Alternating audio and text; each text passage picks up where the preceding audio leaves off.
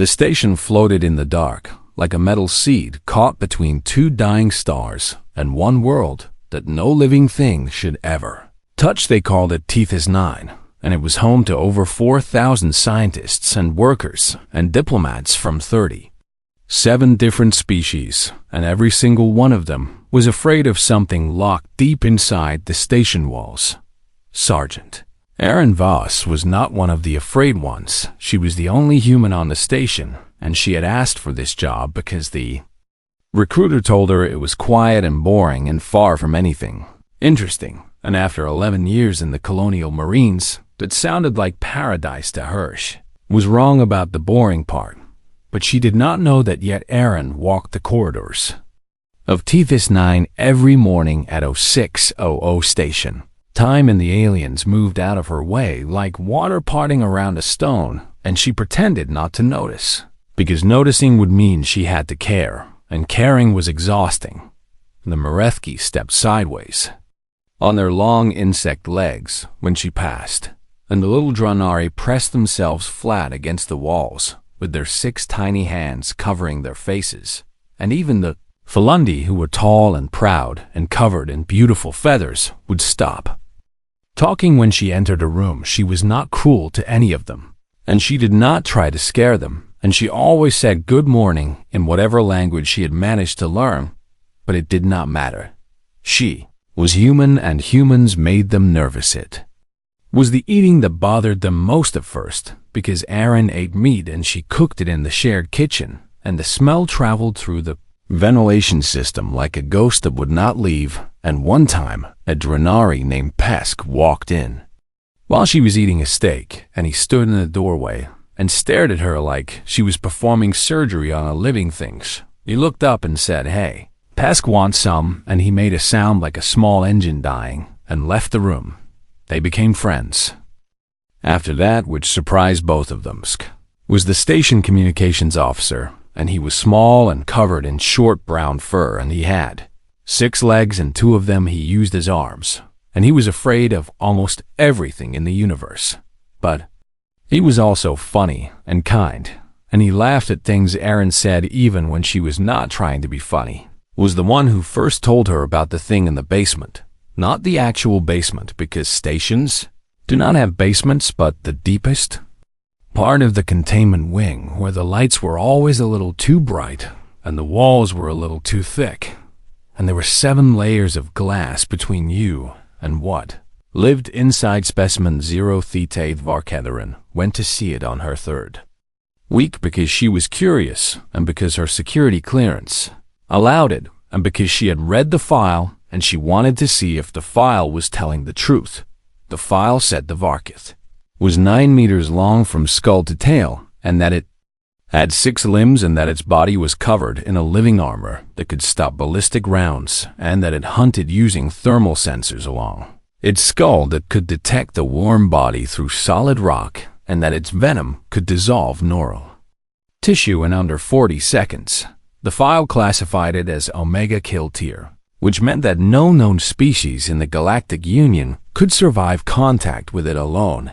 Erin stood in front of the 7th layer of glass and looked at it, and it looked back at her. It was beautiful in the way that hurricanes are beautiful, and wildfires, and the deep black trenches at the bottom of oceans where things with too many teeth live in silence. It moved like something that had never once in its entire evolutionary history been afraid. Erin tilted her head and said, "Huh, it moves like a big Kate Pesk," who had made the mistake of coming with her, pressed all 6 of his hands against his face and said, "Please, do not compare that thing to anything you find normal." Erin smiled and said, "I grew up on a colony world where the local wildlife tried to eat us every Tuesday.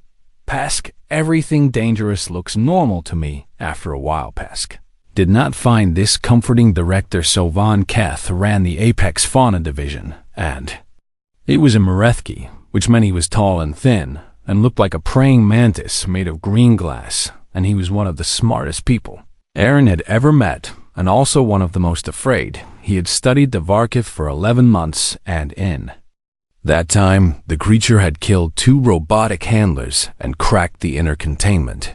shell 3 times, and every time Solvan filed a report to Union Command, asking for additional security, and every time they told him the containment was sufficient, Solvan did not believe the containment was sufficient, and he was right. He watched the creature on monitors every day from his office, where he kept the lights dim and the temperature cool, and his hands were always moving because Marethki hands never stop moving when they are anxious, and Solvan was always anxious. He told Erin once that the Varkith was the single most dangerous non-sapient organism ever recorded by the Galactic Union, and that keeping it on a station with 4,000 people was like keeping a nuclear bomb in a school and calling it a science project. Erin said, "Yeah, that does sound like management." Solvan did not laugh, but one of his antennae twitched, which Erin had learned was the Marethki version of almost laughing. The days passed, and Erin did her rounds and ate her meals and jogged through the corridors, which terrified everyone because they could not understand why a person would run when nothing was chasing them, and she slept in her small quarters, and she read xenobiology reports for fun because the colony world she grew up on had taught her that knowing what can kill you is the first step to not being killed by it. She did not know that she was preparing for something. Nobody did, but the Varkith knew deep in its cell, behind 7 layers of glass and magnetic seals and energy barriers. The Varkith pressed its armored skull against the inner wall, and it watched the maintenance drones that came and went through the same door every 6 hours. And it watched the magnetic seal flicker for a half second when the station power cycled at midnight, and it watched and it waited with the patience of something that had never needed to rush, because everything it had ever hunted had deed. Solvan reviewed the footage one night, and he saw it, and his hand stopped moving for the first time in months. The Varkith was not pacing its cage like an animal. It was studying the lock, and it was learning. The star nearby coughed. That is the simplest way to describe what happened, because stars do not truly cough, but they do sometimes throw out a burst of energy that travels through space like a wave through water. And when that wave hits a station that is 40 years old, with systems that have been patched and repaired and patched again, something breaks. The power on Tethys 9 flickered, not for long and not for much. And on any other day, in any other part of the station, it would have meant nothing at all. But in the containment wing on the deepest level, behind 7 layers of glass, the magnetic seal on cell O Theta dropped below threshold for exactly 1.7 seconds. The Varkith did not hesitate, did not pause or test or think, because it had already done all of its thinking in the weeks and months before this moment. And when the seal weakened, it threw its 9 meters of armored body against the barrier with the force of something that had been born to break through anything that stood between it and open ground. The seal shattered, the inner glass cracked. Second layer blew outward in a spray of fragments that sounded like 1,000 bells breaking at once, and then the alarms began. They were loud in the way that only emergency systems can be loud, because they were designed to reach every corner of the station and to make every living thing stop what it was doing and pay attention. And they worked because 4,000 beings across 37 species all stopped breathing at the same time. The voice of the station computer spoke in flat, calm tones that were somehow worse than screaming. Omega kill tier. Breach detected in Containment Wing Level 9. All personnel initiate lockdown protocol. All personnel sealed to designated safe rooms. This is not a drill, Director Solvan. Keth was in his office when the alarm hit, and for 3 seconds he did not move, because his body had done what Marethki bodies do when faced with a predator, which is freeze completely and become invisible. And it was only when his assistant screamed that he snapped out of it and began giving orders. Seal all bulkheads on levels 7 through 12, he said, and his voice was shaking, and his hands were shaking, and everything about him was shaking, but he was still thinking, and that is what mattered. Release the weapons lockers on every deck, he said, and open a priority Channel to Union Command. The weapons lockers opened and the weapons inside them were designed for suppression, which meant they could stun and slow and confuse, but they were not designed to kill.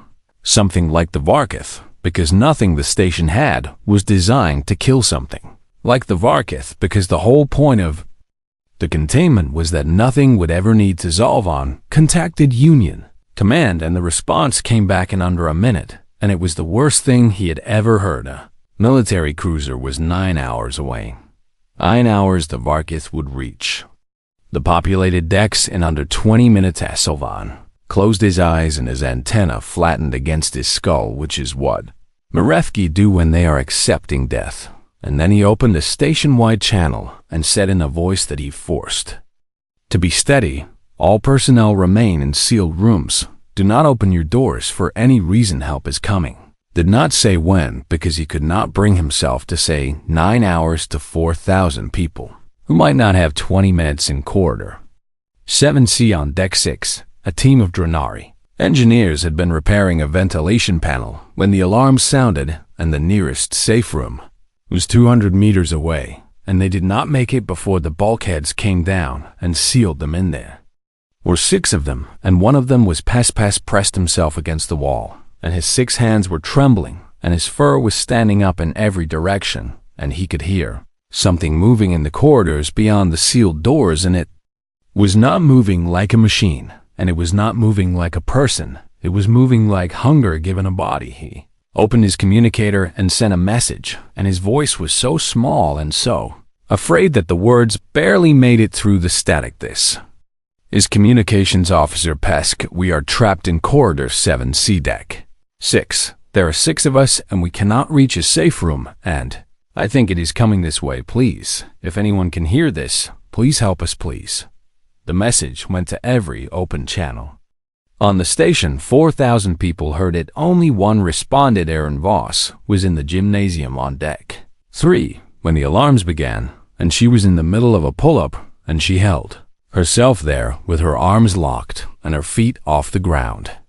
And she listened to the alarm, and she listened to the computer voice, and she listened to Zolvan giving orders, and she listened to the sound of bulkheads slamming shut across the station like a giant closing all of its fists at once.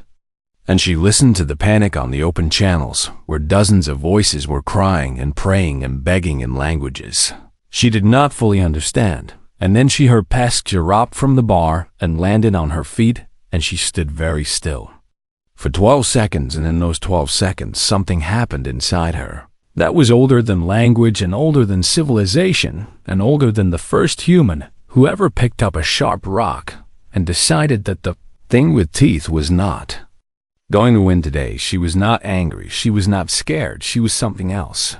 And there is no word for it in any alien language, but in the oldest parts of the human brain, it has a name, and the name is enough. She tied her boots tight because loose boots will kill you faster than any predator, and she pulled a fire extinguisher off the wall because it was heavy and cold, and it would be useful, and she walked to the gymnasium door and opened it.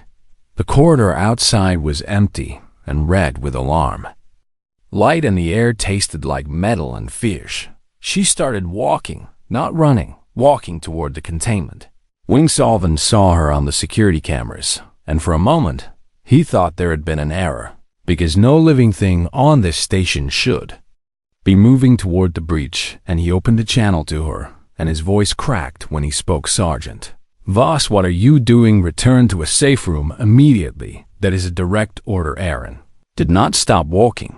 She said one thing, and her voice was so calm that Zolvan felt something cold move through his body that had nothing to do with the temperature. What does it hunt? By Zolvan blinked all 4 of his eyes and answered, because the question was so specific and so precise that his scientist brain responded before his fear could stop a thermal signature and movement. Erin nodded to herself as if he had just told her the weather good. She said, I have an idea. Leave the bulkheads on. Deck 4 open for me. And then she cut the channel. Zolvan stared at the screen where a single human walked alone through the red-lit corridors of a station in crisis. moving toward the most dangerous creature in the known galaxy with a fire extinguisher in her hand and a look on her face that he would later describe in his report as the expression of someone who has decided that the universe has made a mistake and she is going to correct it. Personally, he left the bulkheads open. He did not know why, but something in him, something very old and very Barry told him that closing them would be the wrong thing to do. The Varkith moved through the station like a river of muscle and armor and old, hungry purpose. It was free for the first time in 11 months, and the world around it was full of heat signatures hiding behind thin walls and sealed doors, and it could taste their fear in the chemical traces they left in the recycled air, and fear tasted like an invitation. It did not rush because apex predators do not rush, and it did not roar, because the most dangerous things in any ecosystem are the ones that hunt in silence on the security monitors in the command center. Director Sylvan watched it glide through Corridor 9B, and his antenna had not moved in several minutes, which meant he had passed through fear and arrived at some flat gray place. Beyond it, where the mind simply observes because it has no other options. The creature was heading upward through the station levels, following the ventilation shafts where warm air flowed from the populated decks above, and it was climbing with its 6 limbs gripping the walls and ceiling, like the architecture was nothing more than the branches of some enormous metal tree. And behind it, moving through a parallel corridor on Deck 4, was a single red dot on the tracking system labeled Voss ESGTSH. He was not following the Varkith. She was getting ahead of it. Sullivan did not understand this at first, because everything he knew about survival said that when a predator is loose, you move away from it, and you hide, and you make yourself small and quiet, and you wait for something bigger to come save you. But Erin Voss was not moving away. She was circling. She had stopped at a maintenance junction 2 minutes after leaving the gymnasium, and she had opened the coolant panel and pulled out the emergency release valve and flooded the corridor floor with thermal suppression fluid, and then she had knelt in it. Sylvan watched on the monitor as her heat signature on the infrared display dimmed and faded and blurred until she was barely visible against the cold metal wall. She was hiding herself from the Varkith's thermal sensors. The Marethki scientist in him understood this immediately, and the prey animal in him could not believe what he was seeing, because this was not the behavior of someone running from a predator. This was the behavior of someone preparing to hunt one. A junior researcher named Telisk, who was pressed against the far wall of the command center, whispered, "What is she doing?" Director Sullivan answered, and his voice sounded strange, even to himself. "She's hunting it back," Telisk made a sound that was halfway between a laugh and a sob, and said, "That is insane, Director. She's one human. It is 9 meters of Omega kill tier. She cannot possibly." Alvin held up one long glass green hand and said quietly, "I studied human history when I took this posting. Telisk, and I need you to understand something about that species. They are persistence predators. They do not chase their prey down with speed, because they are not the fastest thing on their world, and they do not overpower their prey with strength, because they are not the strongest. They follow it. They follow it until it cannot run anymore, and then they walk up to it and they kill it with tools they made from rocks and sticks and bone. They are the only species in known space that chose to hunt things larger than themselves, not because they had to, but because they wanted." Telisk was quiet after that on Deck 4. Erin moved like someone who had done this before, and the truth was, she had not done exactly this before, but she had done things close enough that her body remembered what to do even when her mind was still catching up. She had grown up on Cora 3, a colony world where the local megafauna had not received the message that humans were supposed to be at the top of the food chain, and her mother had been a wildlife handler for the colonial authority, which meant that Erin had spent her childhood watching a woman half her current size walk up to creatures that could crush a vehicle and talk them down with nothing but a steady voice and a cable loop and an understanding of how animals Think her mother used to say the secret is not being braver than the animal. The secret is being calmer, because calm confuses them, and confused is the first step to controlled. Erin found the emergency medical station on deck 4, and she opened it and she pulled out chemical compounds and she mixed them in a container. She took from a supply closet, and she worked quickly, but not frantically, because frantic people make mistakes, and mistakes in the situation meant death. She was making a lure the xenobiology file she had read months ago out of what she had called boredom, but what was really the deep human instinct to learn everything about anything that could kill you had included the chemical profile of the Varkith's natural prey on the quarantine world below. She could not replicate it perfectly, but she could get close enough to confuse the creature's senses for a few seconds, and a few seconds was all she would need. She mixed the compounds and sealed the container, and then she pulled industrial cable from a wall panel and she made a loop, and she tested it with her hands, pulling it tight and letting it slide and pulling it tight again until her fingers knew the motion without thinking. Zolvan watched all of this, and he said to no one in particular, "She has made a restraint." No one answered him, because no one in the room could speak. On deck 6, the Varkith had found the sealed bulkhead to corridor 7C, and it could sense the 6 warm bodies behind it, and it pressed one massive forelimb against the metal and pushed, and the metal groaned inside.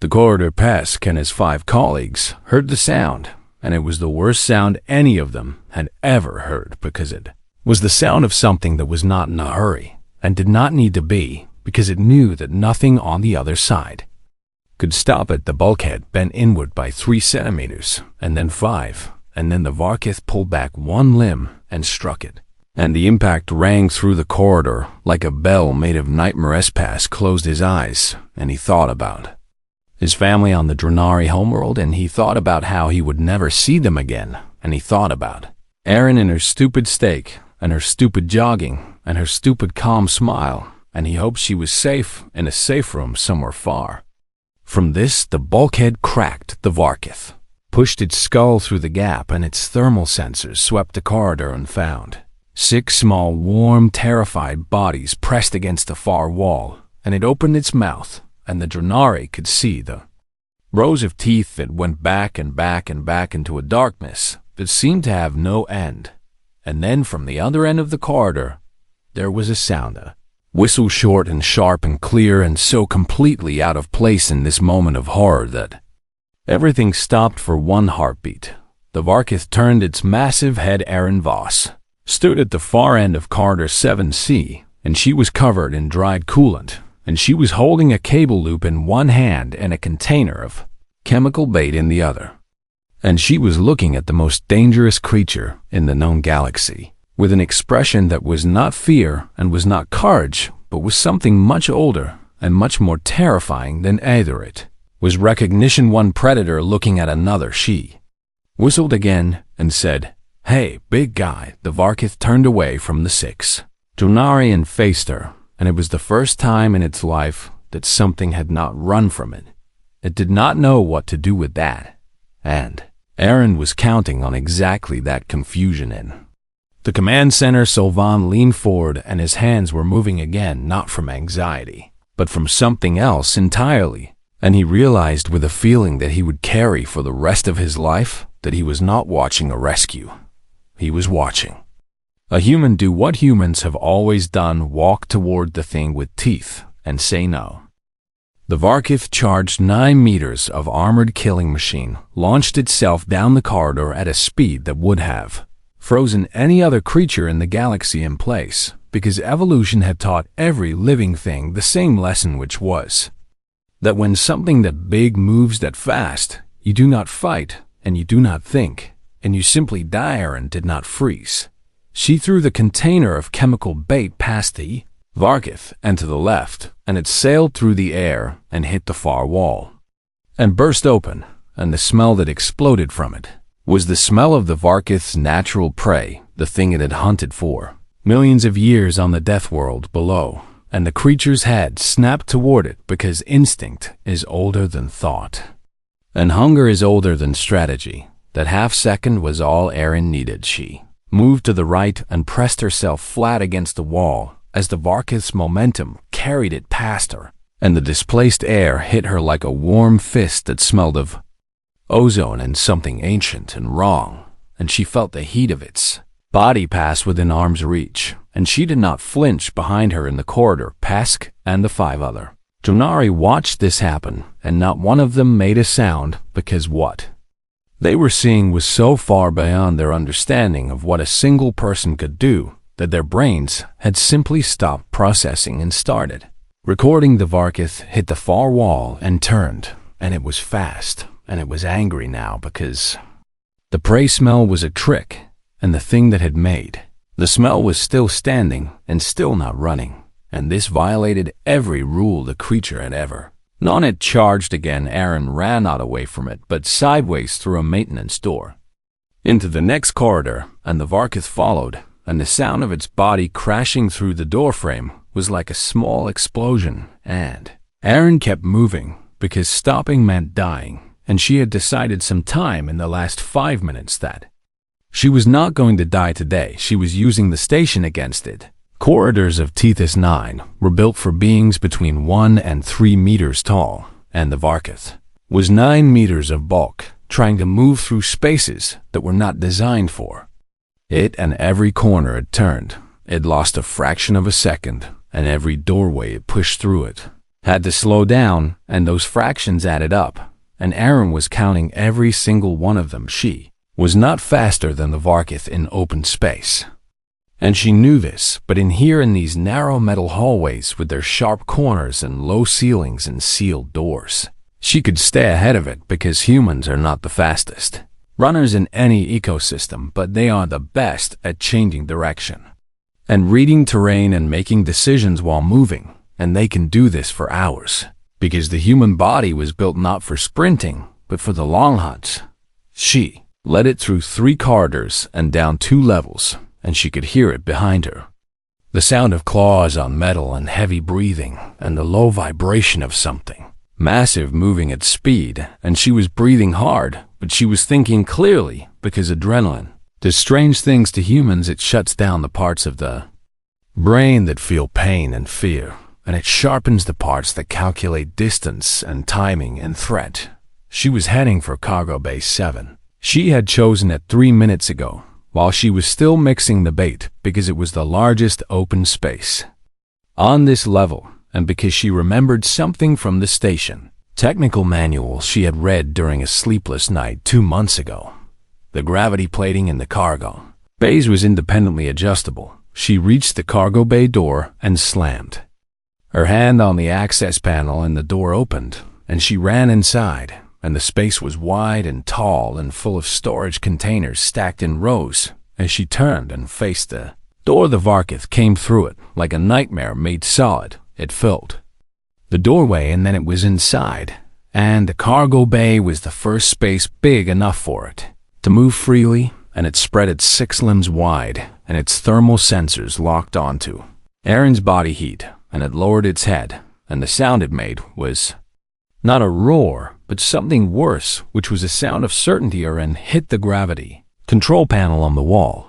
The gravity in the cargo bay spiked from standard 1.0 to 1.8 in under 2 seconds. The Varkith staggered. It had evolved on a world with 1.1 standard gravity, and the sudden increase was like invisible hands pushing down on every part of its body, and its legs buckled slightly and its head dipped, and for 3 seconds it was off balance and confused and slow. Erin felt the gravity hit her too, and it was like someone had draped a heavy blanket over her entire body, and her knees bent and her spine compressed, and it hurt, but she had grown up on Cora 3, which had a gravity of 1.4 standard, and she had trained in the colonial marines at facilities that routinely ran drills at 1.6, and her body knew how to carry extra weight. She gritted her teeth, and she stayed on her feet.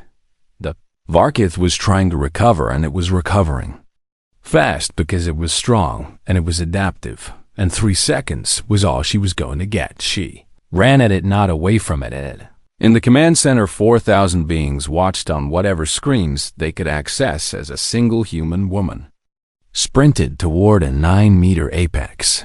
Predator in heavy gravity, and the sound that came from the station was not screaming but silence, because there is a level of shock that goes beyond sound. Erin reached the Varkith as it lifted its head, and she jumped, and she looped the industrial cable over its neck and around the base of its primary forelimb, and she pulled the loop tight with both hands and dropped her weight below its center of gravity and held on. The Varkith went berserk. It reared up on its hind limbs, and Erin went with it, her boots leaving the floor and her body swinging like a flag in a hurricane, and it slammed sideways into a stack of storage containers, and Erin hit the containers with her back, and she heard two of her ribs crack, and the pain was enormous, but the adrenaline caught it and buried it somewhere she could not feel it. Yet she did not let go. The creature threw itself against the floor and rolled, and Erin rolled with it, tucking her body tight against its neck where the limbs could not reach her easily, and the cable bit into her palms, and she could feel the blood starting, but her grip held because human hands evolved to grip and hold and never let go. In the command center, Sylvan was standing, and his mouth was open, and Tellus beside him whispered, "She is still moving." It struck her, and she is still moving. Another researcher, a Falundi medical officer, said, in a voice that shook with something between horror and awe, "Adrenaline to human endocrine system suppresses pain response during threat encounters. They choose to keep fighting. They choose it. Their body gives them the option to stop feeling pain, and they take it." Varkith slammed Erin into a wall, and she felt her left arm go numb, and she knew something in it had cracked, but she could not stop now, because stopping meant the cable would loosen, and the creature would be free, and it would go back to those corridors where 4,000 people were hiding behind doors that it could tear open like paper. She held on. She talked to her. Her voice was low and steady, and it came from somewhere deep in her chest, and it was the voice her mother used when she walked up to something wild and dangerous and afraid. "Easy," she said. "Easy? You are done now. You are done. This is over. Easy. Easy, come on, big guy. Easy now." The Varkith thrashed and bucked, and it was weakening because 1.8 gravity was draining it faster than it could recover, and the cable around its neck was not choking it, but it was controlling its head, and when you control the head, you control the animal, because every creature that has ever lived follows its skull. 4 minutes of the Varkith raging, and Erin holding on and speaking in that low, calm voice that cut through the chaos like a thread of something unbreakable. And then it stopped, not suddenly, but slowly, like a storm running out of wind, and the Varkith sank to the deck of the cargo bay, and its sides were heaving, and its 6 limbs were splayed out, and it lay there in 1.8 gravity with a human woman crouched beside it, holding a cable attached to its neck and speaking softly to it like it was the most natural thing in the world. The Varkith opened its mouth and made a sound. Sylvan heard it through the audio sensors, and his instruments classified it immediately. And when he saw the classification, he sat down because his legs would not hold him anymore. It was a submission vocalization in 11 months of captivity and in all of recorded xenobiological history. No Varkith had ever been documented making a submission sound because the species had no natural predators, and submission was not in its behavioral vocabulary until now. Erin Voss stood up slowly in the heavy gravity with blood on her hands and blood on her teeth and 2 broken ribs and a cracked arm, and she held the cable like a leash, and she looked down at the most dangerous creature in the known galaxy lying at her feet. She said, "Good." That was all just good, and in that moment 4,000 aliens on a station at the edge of known space understood something about humans that no file or report or classification had ever been able to explain. They do not win because they are the strongest. They do not win because they are the fastest. They win because they will not stop, and because something inside them, something ancient and unbroken and terrible, looks at the most dangerous thing in any room and says, "I can take that." She walked it back. That was the part that broke them, not the fight and not the cable.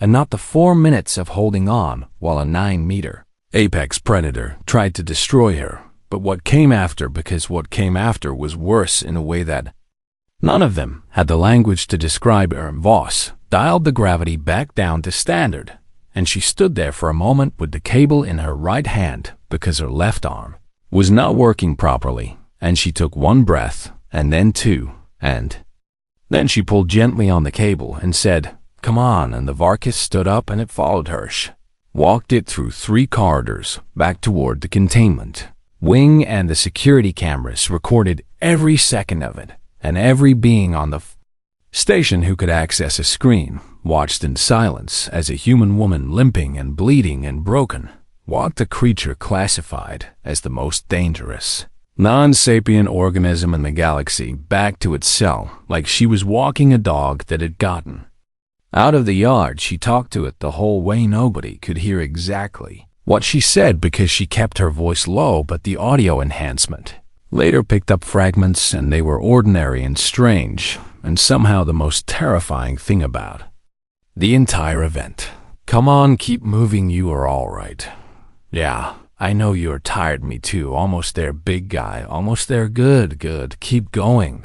Varkith walked behind her, and its head was low, and its 6 limbs moved slowly, and it did not try to pull away, and it did not try to attack, and it followed the human through the damaged corridors, past the dented bulkheads and the shattered glass and the places where its own claws had torn gouges in the walls, and it walked back into its cellar and removed the cable loop from its neck and stepped back and hit the emergency seal, and the magnetic barriers came up, and the glass panels that were still intact locked into place, and it was over. She stood outside the cell and looked at the Varkith through the remaining glass, and it looked back at her, and neither of them moved for a long time.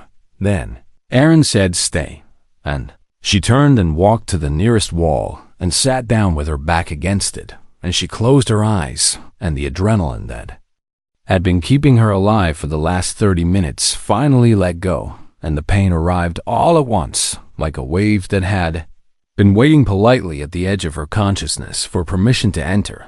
She did not scream, she just breathed.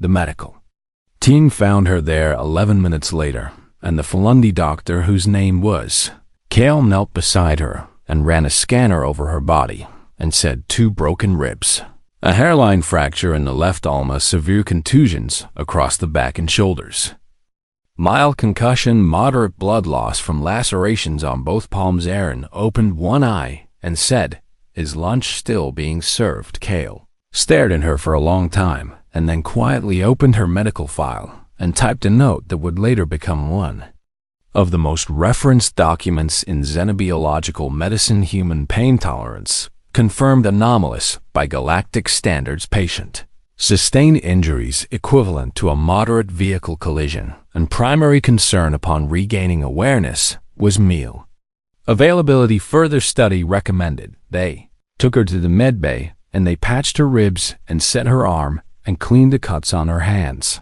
and the whole time she lay there looking at the ceiling, and she did not complain, and she did not cry.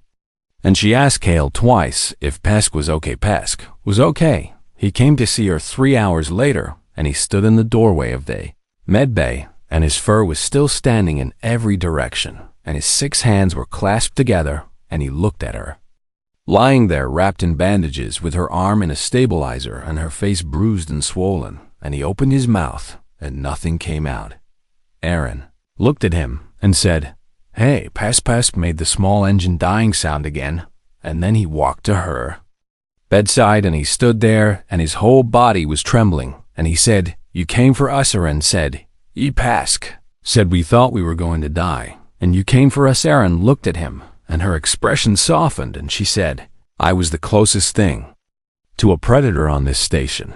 Pesk, someone had to go. Pesk shook his head with all of the emphasis his small body could produce and said, "No, Sergeant, that is not why you came. And we both know it." Erin was quiet for a moment, and then she smiled, and it was a tired smile, and it hurt her face because everything hurt right now, and she said, "Okay, yeah, you are right.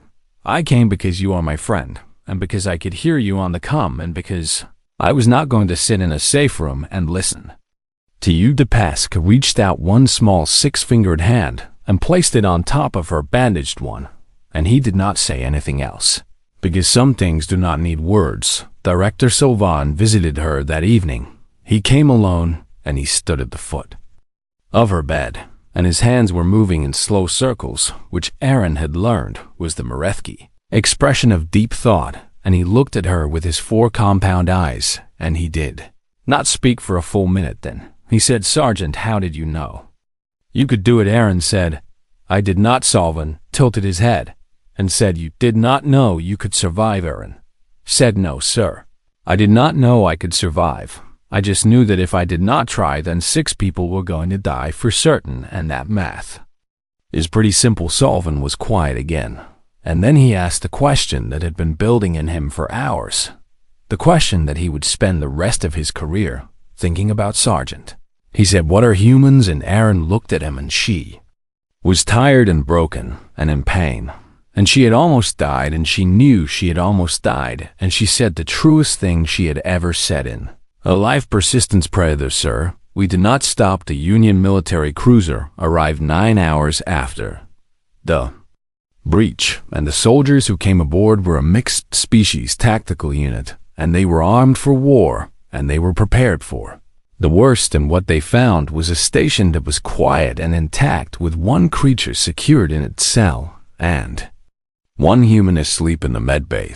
Squad leader, a massive Tarundi with armored plates covering its body, reviewed the security footage and watched the entire sequence from breach to recapture. And when it was finished, he stood in the corridor outside the medbay and looked through the window at the sleeping human, and he said to his second-in-command, "We train for years to fight things like that, Varkith. We build weapons and armor and tactical protocols, and she did it with a fire extinguisher and a piece of cable." His second-in-command, who was a Falundi, said, "Yes, sir." The squad leader said, "I am going to recommend that every station in the Union have at least one human on security staff." His second-in-command said, "Yes, sir, that seems wise." Sirs, weeks that followed were strange.